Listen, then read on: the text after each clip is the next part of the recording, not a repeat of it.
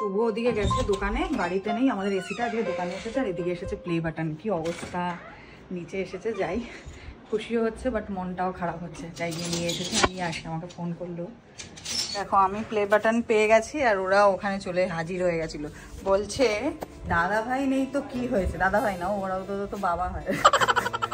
দাদা ভাই নেই তো কি হয়েছে।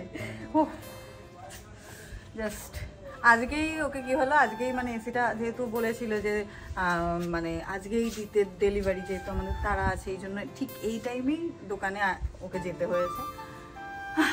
সো সেকেন্ড প্লে বাটন, সবটা তোমাদের জন্য এবার, মানে সেকেন্ড সিলভার প্লে বাটন। আর সব থেকে বড় কথা যেটা, যে এরপরে আরও অনেক পথ রয়েছে, এভাবে ভালোবাসাটা দিও। চাই এবার নিয়ে রাখি। ও যদি না জানতো ভালো হতো, যেহেতু ওর নাম্বার নালেও আসলে ওকে সারপ্রাইজ দিতে পারতাম। দেখো আর একজনকে সেই শুরু হয়ে গেছে। তার বেরোবে কি বেরোবে তাহলে ভাবো। ঠিক আছে, বেরোবে এইটুকু, মানে দুটো একই জিনিস আমার পাশাপাশি থাকবে, দুটো আলাদা আলাদা সাইজ। কি তো ওপেনিংটা কি বলছো? এইটার ওপেনিং আমি চাই যে এটার ওপেনিংটা একটা স্পেশাল ডেতে করতে। কোন ডেটে? আমিও চাই একটা স্পেশাল ডেটে। তুমি কিছু ভেবেছো? তুমি কিছু ভেবেছো? তুমি বলো। কেন মিলে গেলে কিছু দেবা নাকি? না ওই দেবা কি কেন সব সময়? আমি চাই যে যেহেতু সামনে একটা আমাদের স্পেশাল ডে আসছে, মানে 26টা আমাদের দোকানের ওপেনিং, সেদিন এটা আমি ওপেন হয়ে গেছে।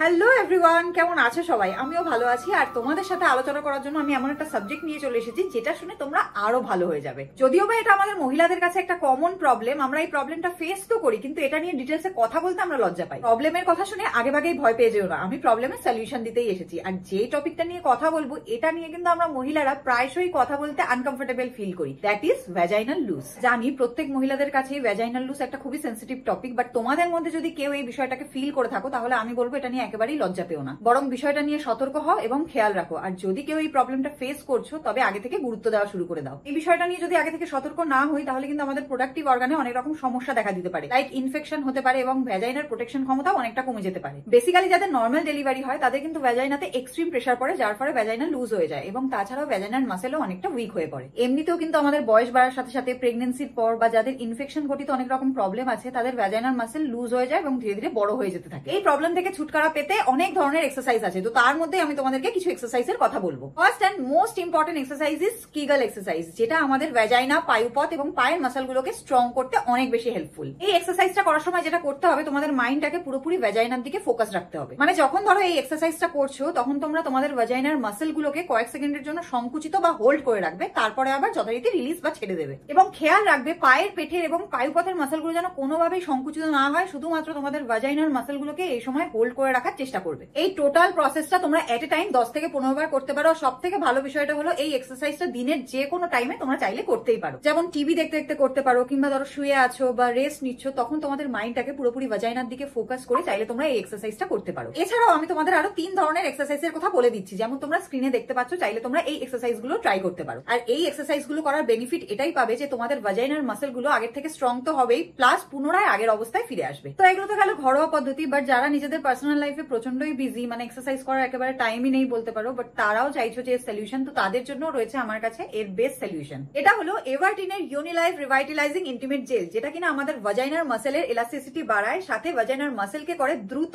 অনেক বেশি স্ট্রং। কারণ এতে থাকা ইনগ্রেডিয়েন্ট গুলো এতটাই বেশি কার্যকর যে আগের পজিশনে আমাদের ভ্যাজাইনাকে ফিরিয়ে নিয়ে যেতে অনেক বেশি হেল্প করে। এছাড়াও আফটার প্রেগনেন্সি, ডেলিভারির পর ভ্যাজাইনা লুজ হয়ে যাওয়ার সমস্যাকে ঠিক তো করেই, প্লাস যাদের ভ্যাজাইনার ডিসচার্জ ঠিকঠাক হয় না, ড্রাই হয়ে থাকে, ইভেন রিলেশনশিপে থাকা কালীনও ড্রাই হয়ে থাকে, তাদের জন্য কিন্তু এই প্রোডাক্টটা বেস্ট প্রোডাক্ট বলতে পারো। আর এটা কিন্তু শুধুমাত্র ড্রাইনেসই নয়, ইরিটেশন, ইনফেকশন সহ ভ্যাজাইনার ইন্টিমেট হেলথকেও মেনটেন রাখে। এই জেলটা আমাদের ভ্যাজাইনার পিএইচ লেভেলকে ব্যালেন্স রেখে আমাদেরকে ইনফেকশনের হাত থেকে বাঁচায়। আর এই প্রোডাক্টটা ইউজ করাও কিন্তু একদমই ইজি। এটা কিভাবে ইউজ করবে চলো তোমাদেরকে একবার দেখিয়ে দিই। ফার্স্ট অফ অল, এটা অ্যাপ্লাই করার আগে তোমাদেরকে হাত এবং ভ্যাজাইনা ভালোভাবে ধুয়ে ক্লিন করে নিতে হবে। চাইলে তোমরা এভারটিনেরই ইন্টিমেট ওয়াশ দিয়ে ওয়াশ করে নিতে পারো, আর না হলে নর্মাল জল দিয়ে ধুয়ে নিলেও চলবে। এরপর তোমরা এই জেলটার মাত্র একটা পাম্প নেবে এবং সেইটুকুনি দিয়েই ভ্যাজাইনা এরিয়াতে ভালোভাবে মাসাজ করে নেবে। যতক্ষণ না অবধি জেলটা পুরোপুরি অ্যাবজর্ব হয়ে যাচ্ছে ততক্ষণ অবধি কিন্তু মাসাজটা কন্টিনিউ করবে। তারপর চাইলে তোমরা নর্মাল জলে ওয়াশ করে নিতেই পারো। ডেইলি চাইলে তোমরা এই প্রোডাক্টটা ইউজ করতে পারো, আশা করি তাতে রেজাল্টও ভালো হবে এবং দ্রুত রেজাল্ট পাবে। ডেইলি ইউজ করতে পারো একদম নিশ্চিন্তে, কারণ এটা টোটালি একটা natural product, no harmful chemicals, no toxins. তো আর দেরি কিসের, এই পুজোতে নিজেকে দারুণ দারুণ জামা কাপড়ের সাথে একটা দারুণ কমফোর্টেবল গিফট দাও, যাতে নিজেরাও ভালোভাবে পুজোটা এনজয় করতে পারো। তো ভ্যাজাইনাল লুজের সমস্যা থেকে মুক্তি পেতে